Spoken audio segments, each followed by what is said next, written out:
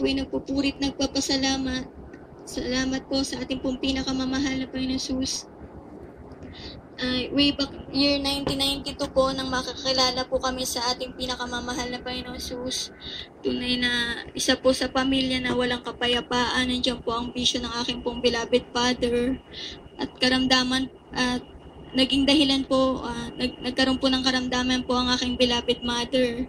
At sa kanya pong pambababae, hindi po nakayanan po ng aking beloved mother ang na kanya pong pag-iisip, kaya po nagkaroon po siya ng karamdaman pong demon possess. At sa kabagan po ng Malapay noon, nandito na po sa banal gawain po niya sa Jesus Miracle Crusade po ang aking pong beloved tita at siniran po niya ang aking pong beloved father.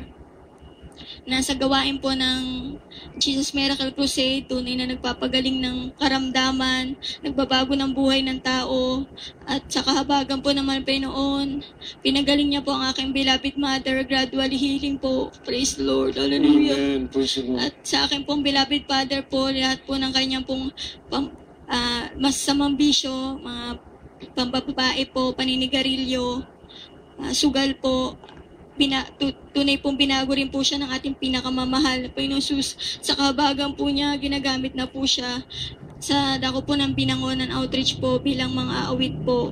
At akin yung pong pinapasalamatan sa Malapay noon. Year 2008 po, nang magkaroon po ng sunog po sa dako po ng sa aming lugar po sa dako po ng Taytay Rizal. Pinapasalamatan ko po sa Malapay noon. Tunay na ingingatan niya po ang aming tahanan. Di po yan nadamay sa sunog. Pulihin po ang Malapay noon. Yes, Praise the Lord. amen. At akin din pong pinapasalamatan sa Malapay noon. Yung beloved pamangkin ko po, meron po siyang karamdamang hika. At pinapasalamatan ko po sa Malapay noon sa pag-attend po niya po sa banal na gawain at pinagaling din po siya ng pinakamamahal na Panginoon Jesus at ginagamit po din po siya bilang children's choir sa dako po ng Binangonan.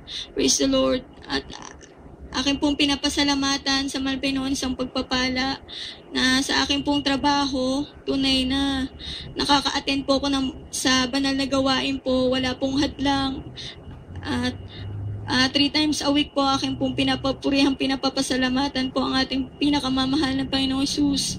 At pinapasalamatan ko po sa Malapay noon ang lahat po paparang pisikal, material, pinansyal, at lahat na po ng pupuri, paglulahati, pagdadakila, tanging sa ating pinakamamahal na Panginoong Jesus po lamang. Praise the Lord.